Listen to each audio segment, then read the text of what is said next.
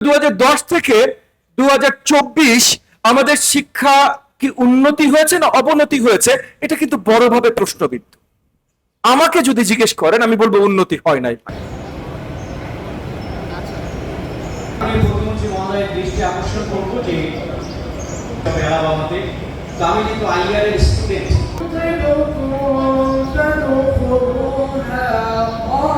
দেশনায়ক তারেক রহমান সাহেব এই দেশকে সামনের দিকে আগানোর জন্য, শিক্ষা ব্যবস্থাকে সামনের দিকে নেওয়ার জন্য উনি অনেক চেষ্টা করছে। ওনার চেষ্টার মাধ্যমে বাংলাদেশের শিক্ষার নতুন একটি ধারা ইনশাল্লাহ আমরা দেখতে পারব। ওনার দ্বারা বাংলাদেশে আমি বলবো যেই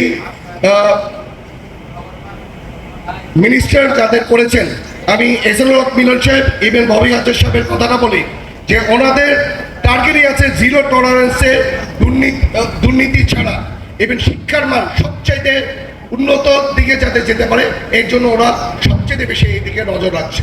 আমি আশা করি বাংলাদেশকে একটি সুন্দর জায়গায় ওনারা নিয়ে যাচ্ছে এবং শিক্ষার মান বাংলাদেশ একটি পৃথিবীর যে কোনো দেশের চেয়ে আমাদের দেশের শিক্ষা মান যাতে ওই স্ট্যান্ডার্ডে হয় এইদিকে ইনশাল্লাহ চলে যাচ্ছে। আমাদের জাতীয় শিক্ষা পলিসি আছে এনইপি 2010, 2010 সালে জাতীয় শিক্ষা নীতি একটা প্রণয়ন করা হয়, ন্যাশনাল এডুকেশন পলিসি। বেশ ভালো, ওটা অনেক সুন্দর। ওখানে কিছু রাজনৈতিক কথাবার্তাও আছে, বাট তাছাড়া এডুকেশন পলিসি অনেক সুন্দর।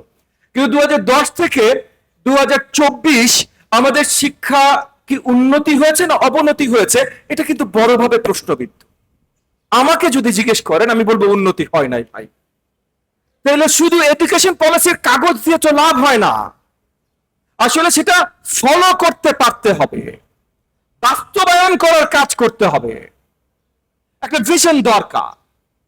আমি অনেক জায়গায় এই কথাটা বলেছি যে এই 72-73 থেকে যখন আমাদের স্বাধীন দেশের শিক্ষার জার্নি শুরু হয়, এডুকেশনের জার্নি শুরু হয়, সে কুদরতে খোদা কমিশন রিপোর্ট থেকে, সে কুদরতি খোদা কমিশন রিপোর্টও পরিষ্কার কোন ভিশন আমাদেরকে দেয় নাই।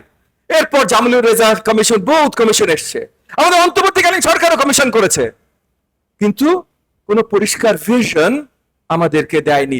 এই যে আপনারা হেডমাস্টাররা স্কুলে যাবেন, কলেজে যাবেন, আপনারা পুরো অ্যাডমিনিস্ট্রেশন নিয়ন্ত্রণ করবেন, বাচ্চাদের সার্ভিস দিবেন, গার্ডিয়ানদের দেবেন, টিচারদেরকে বলবেন কি করতে হবে, কোন আলোকে বলবেন? স্বপ্নটা কি, ফাইনাল গোলটা কি, ভিশনটা কি? এটা কি আপনাদেরকে দেওয়া হয়েছে? এত বছর ঠিকভাবে দেয়া হয়নি। এই জায়গায় আমি আবার ধন্যবাদ জানাই আমাদের মাননীয় প্রধানমন্ত্রী জনাব তারেক রহমানকে। উনি পরিষ্কার ভিশন দিয়েছেন। 10 বছর শিক্ষা নিলে তার এই ক্যারিয়ার পাথটা পরিষ্কার থাকতে হবে, 12 বছর শিক্ষা নিলে ওই ক্যারিয়ার পাথটা পরিষ্কার থাকতে হবে। আজকে আমাদের দেশে এইচএসসি পাস করে যত ভালো জিপিএ পাক, বিশ্ববিদ্যালয়ের পরীক্ষায় উত্তীর্ণ হয় না, পাস করে না। তাই বিশ্ববিদ্যালয়গুলো আর কোনো উপায় না দেখে পরীক্ষা বন্ধ করে লটারি শুরু করতে হয়েছে।